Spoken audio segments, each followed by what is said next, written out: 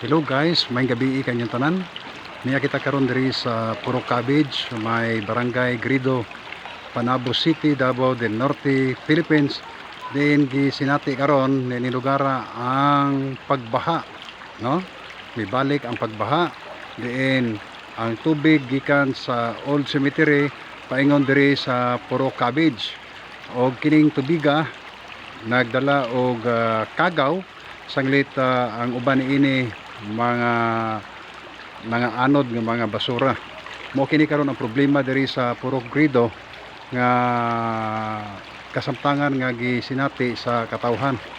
Mo ni karon kining inyong ubos nga kamidya, si Papa Midya nagtaktaak nining pagbaha karon tungod kay dili kita makatabok sa atoang gipuy-an kun dili kita mo agi sa baha.